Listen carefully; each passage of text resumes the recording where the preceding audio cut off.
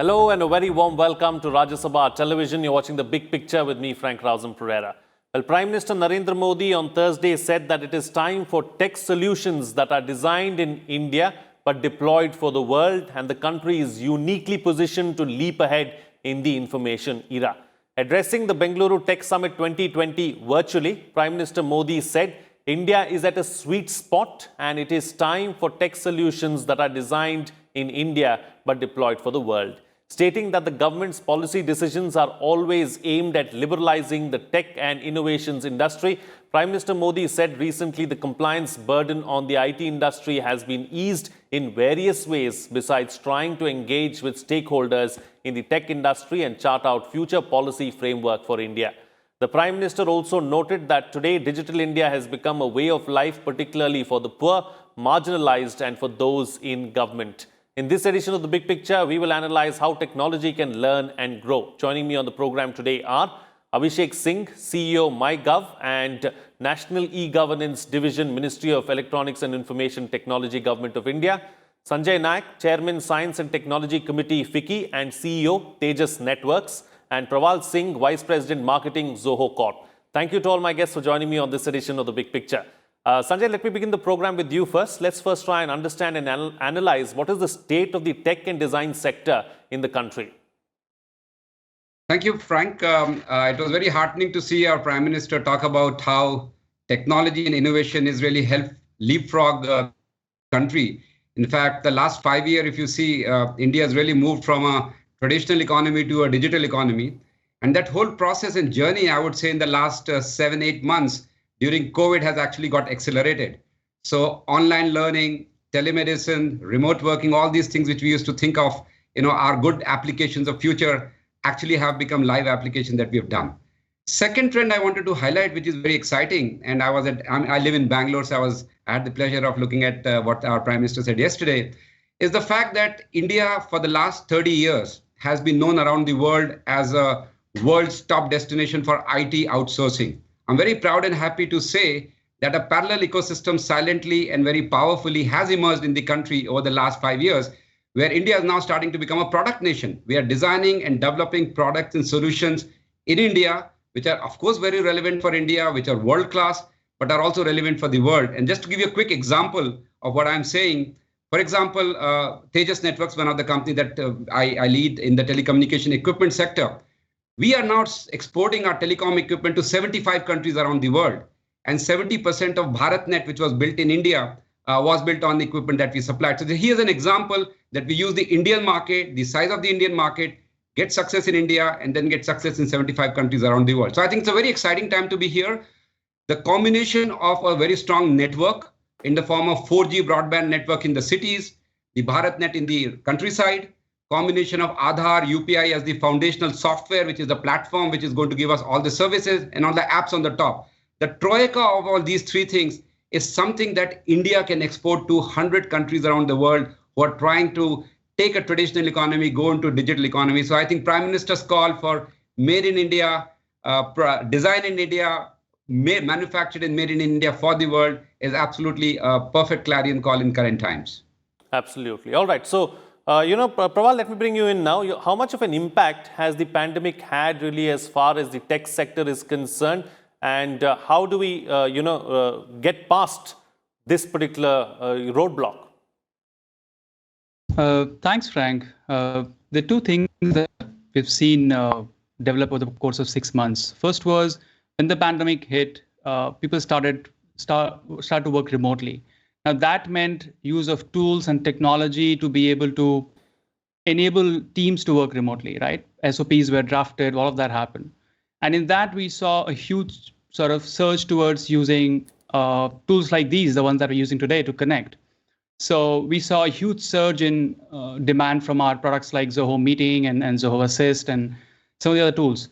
Now that, between then and now, a lot has changed. People were trying to adapt to work remotely. Now people have gotten used to working remotely, right?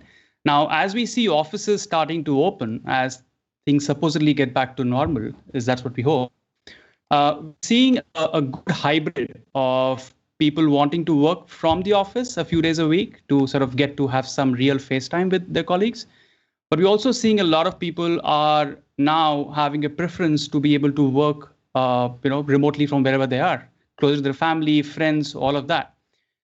From a business standpoint, we actually expected things to be much worse than they were for us, honestly, right? So we saw initially users sort of canceling their subscription or downgrading their subscription, but over a course of time, things started to pick up. And I think we've managed to stay afloat really well. From a product standpoint, right, this led to something that we did not assume. Teams to be able to work and ship products while working remotely, including people who had never worked before in the company. So that was a positive. So productivity was not at all affected, is what I would say. That's what we have seen in the company. And from an industry perspective, I think what COVID did to us was a kind of a leapfrog that would have probably taken years in terms of productivity, use of tools, collaboration, digital-led evolution is what I would call it. We saw all of that happen in 6 months. And I think we as a country together managed to do it really well. Absolutely. All right. So, Abhishek Singh, how do we fare as compared to other countries when we talk about design, tech solutions and IT sector as a whole? And what are our strengths and what do we need to focus on? See, as Sanjay and Praval has already said, that our key strength so far has been a strong software services nation. And we have our top IT companies who have been providing software services to the world for a long time. Now, the change that has happened lately is that we are finding our mojo in the product space. How do we go from designing, not only providing services, but also designing products that can be used by companies world over, whether it's in the telecom space, whether it's in the software development space. And we have two of the examples here. Sanjay spoke about Tejas and Praval represents Zoho, who have some of the best solutions that are there. Only product difference has been that India so far has not been known as a strong product company, strong product producing companies. But over a period of time, especially during the pandemic, we found that whenever we launched a challenge on an innovation challenge, startups to come up with solutions that can be scaled up for solving societal problems across the world. We found our IT companies coming up with those solutions, and many of the solutions which have been chosen in these challenge rounds have the potential to become world beaters. And we have a strong personnel ecosystem, like our engineering colleges, our IIT networks have been providing tech manpower for the world. And not only as CEOs of the top product companies, software product companies of the world, but also at the lower rungs and at the people who are actually designing and developing products. So if the necessary incentives are given to these entrepreneurs and these trained personnel to design such products in India, there is no reason our products will not be able to capture the world market. So the government is focusing on that. We have COVID did result in several innovations coming up. Recently, the work from home regulations were relaxed. So companies can, the labor code was relaxed, which has led to companies being able to immediately develop products in an agile manner. And once that is done and the necessary investments come in, because so far our challenge has been that necessary investments in startups who are investing in product has not been there. And somehow we have been relying more on the Googles and the Microsofts of the world and thinking that those products are the best and not trying out our own office solutions by Zoho or similar such products by Indian companies. So when that change is happening to using products developed by Indian companies, I am sure, and once the government shows the result, the industry and everyone else follows when the trust is shown there. The GEM portal has been designed, which is showcasing such products. So I have a strong belief that in the days to come, we will be seeing many more Indian companies, many more Indian software products, which will be able to capture not only the market in India, but across the world. All right. So Sanjay Nayak, as we are talking about, scaling up, as we are talking about moving up a few notches or a few levels, what are some of the challenges that the industry faces and some of the challenges that you foresee going forward? So let me tell you a couple of things. One which Abhishek himself said, I think as a branding of our country, we are well regarded in the world as a top-notch destination for outsourcing and IT services. I think as a country, we need to brand like Korea is known today or Japan is known in terms of technology products, that India also has equivalent talent. And let me give you one piece of statistics which is mind-blowing. More than 50% of the R&D engineers in the world, ex-China, in telecom product development of the world, actually work from India. More than 50% of the chips designed in the world, ex-China, in terms of R&D engineers are working from India. So I think as a country, we need to have the confidence, we need to have the trust that we have enough talent in the country. It just needs to be channelized. So once we do the external branding, the internal excitement of people leaving larger companies and doing their own companies, building the products will start to happen. So that's one point I wanted to highlight in terms of what's missing, in terms of scaling. The second point and the third point I want to highlight is something which the government is already doing, but I think it can be fine-tuned to get much significantly better results. For example, there is like Abhishek mentioned, there's a Make in India policy, reference to Make in India policy in the GEM portal. I think this is a fantastic policy because unlike many other countries like Israel, which has a very small domestic market, India has a massive domestic market. So we got to use or leverage our domestic market demand for technology products, build economies of scale in India, and then export to the world. Because India, by the way, let me tell you, at least in telecom for sure, Indian market is the toughest market to win business in the world in telecom. You have to have the latest technology, highest quality, and the lowest price for any of the private operators or even government operators to select you. So I think if a company can sell in India, they can sell and make a lot of money anywhere in the world. So I think that's the second part, that the PMA policy has to be strengthened. If there are small lacunas where restrictive tender conditions and all those things have to be removed, that should be done. So that's the second part. The third thing, which is a very recent development, which allows scaling of size, is the PLI policy, the performance linked incentive, which has been in a very, very forward-looking policy for telecom sector and electronic sector, which has come. Just to give you a sense of what that policy can accomplish, we are going to be importing $400 billion worth of electronic products in the next couple of years. Telecom products alone, just for 5G, will be more than $100 billion. Now, all the capabilities exist in the country. Manufacturing capabilities are there, design capabilities are there, R&D talent, as I mentioned, is there, from chip level, fabless to the system level. So what we got to do is, there has got to be economies of scale handicap on day zero. So the PLI policy will plug that handicap. And if the PLI policy is linked to more domestic value addition, which means a company which does more domestic value addition gets higher incentive. Company which does only assembly gets lower incentive. Secondly, if the PLSI policy can also make sure that more R&D investment, because R&D creates the IPR. Like, for example, Apple has no manufacturing facilities of its own. It basically does the R&D. So I think we need to move up the value chain. So basically, if the government can leverage the PLI policy, the Make in India policy, and then the last part, which is becoming very important, especially in the new geopolitical situation, because today the world wants products from trusted countries. India has a lot of trust, especially because of IT services. So especially in Africa, Southeast Asia, Latin America, which are India-like countries, India has an opportunity of a $200 billion export potential for ICT projects, which is telecom plus software plus the whole 9 yards. And that is something which government has to play a role in terms of encouraging. So if all these three things are done, these are all things which China has done successfully before. India can take all the learnings and do it better. And actually the government is taking the steps in the right direction. So very, very excited about it.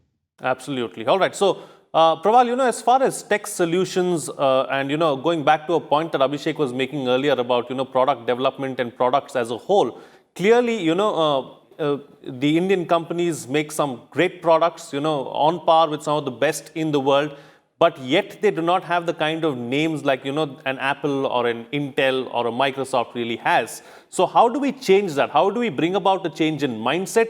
And what's the solution to this? Yeah, as Sanjay ji and Abhishek ji both said, right, one part is the technological know-how, right, the capability for that matter. We think that's not a problem. We have the know-how, just that what we call a topsoil erosion, right? We've been either exporting that talent or either by physical movement of people moving away from villages and towns to cities and people moving from larger cities to different other countries in need for a better opportunity. So that topsoil erosion has to stop.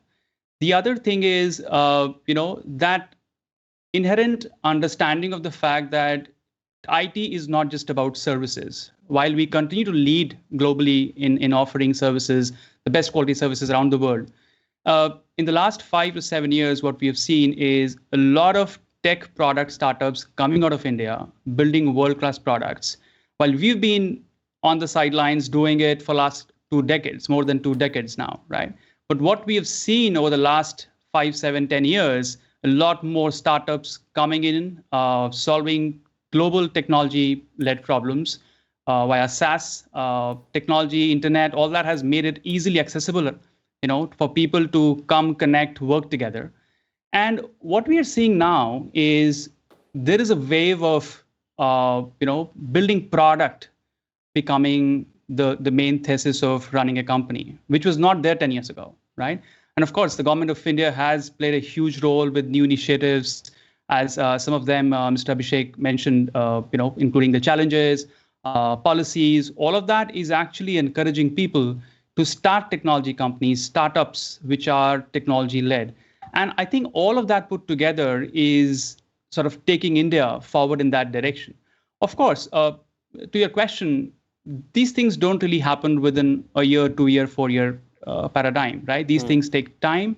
But if you look at on the global footprint, India is coming out as a strong technology player, not just in services, but also in product sectors, and primarily led by SaaS products, I would say. But also there's a lot more to do in medical equipments, things like, making medical equipments, or things like heavy engineering, right? be it automobiles, or even think about it. Today, we are a country which has not really been known for making mobile products, right? That's something we have historically either imported or whatever. But there are things that to get to that, right, we can probably start with making mobile chargers in India, right? And that needs a technology know-how. And these are the kind of initiatives that we as a company are taking in small areas, but also as a country, these are the things that our entrepreneurs are now thinking about. How do we start making, think about it. We've all grown up using nail cutters made in Korea. Now, as a company, can we not make nail cutters? We definitely can, right? So these are small things we never thought about growing up. But that thing is changing. That mindset is changing. We want to build not just nail cutters, but not just mobile chargers, but mobile phones in India. Sure. Maybe computers in India. So that's the trend I see, and it's a very positive outlook as a country from when I see it. Absolutely. Abhishek Singh, so like you mentioned in your opening remarks, a lot has been done really as far as the policy front is concerned. Is there scope for more? What more needs to be done in the immediate near future, do you think? If you look at what I would say is that a lot has been done, and there's a lot of potential that we have, but just the government doing a few challenges and coming up with policy tweaks, and we talking of the potential of our startups and entrepreneurs will not be enough. We need to invest a lot more in research.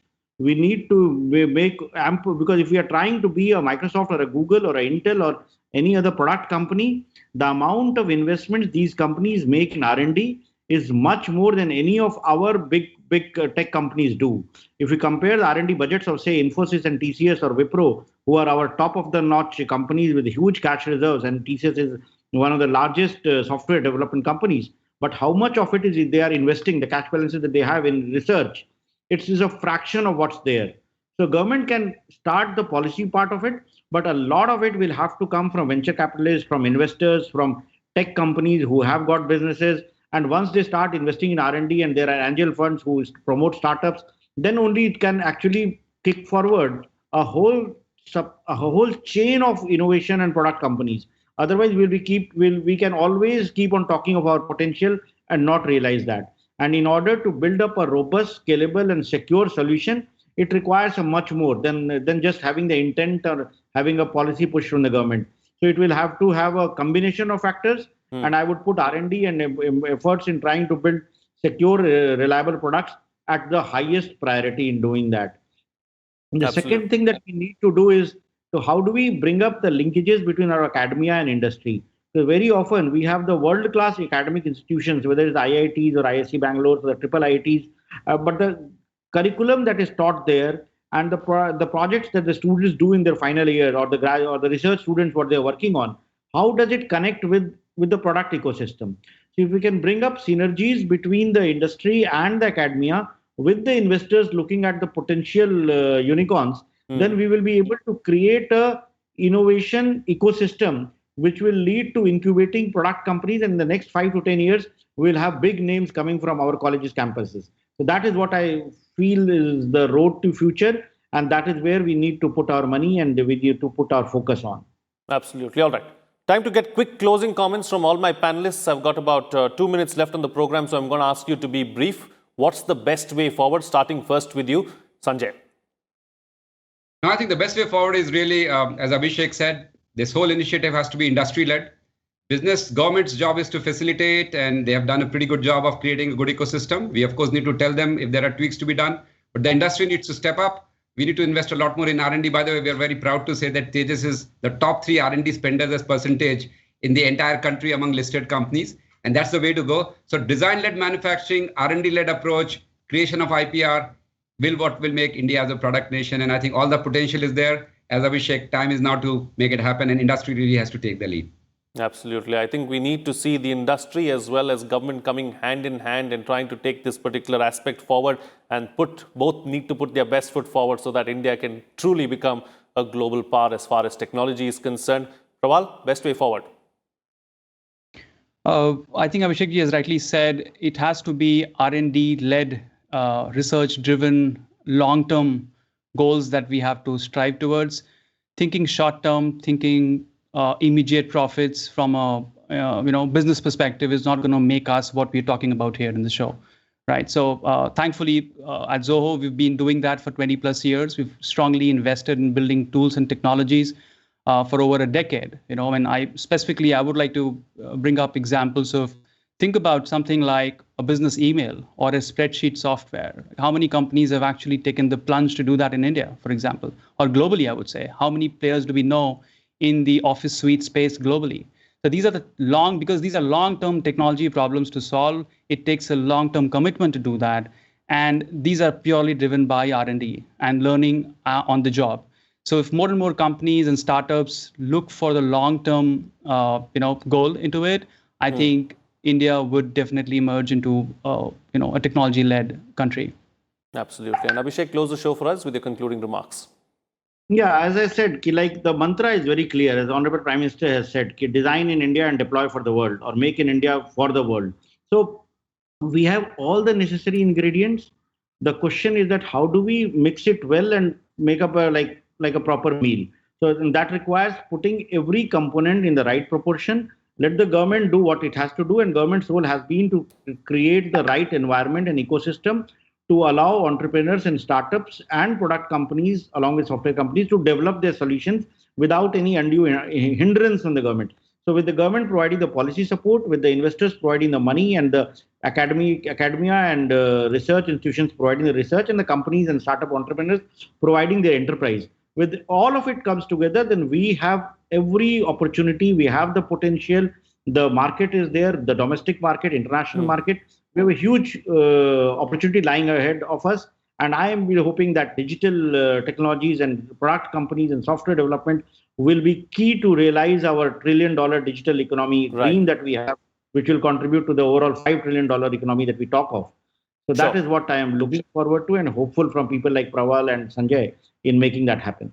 All right. On that note, then I'll call it a wrap on this edition of The Big Picture. Thank you to all my guests for joining me on the program and putting things into perspective for us. What's coming out of this discussion is that the mantra is very simple: make in India for the world. How do we achieve that? The government and industry need to come on the same page and work together and put their best foot forward so that we can ensure that we bring out a very good end product. With that, it's a wrap. See you again next time.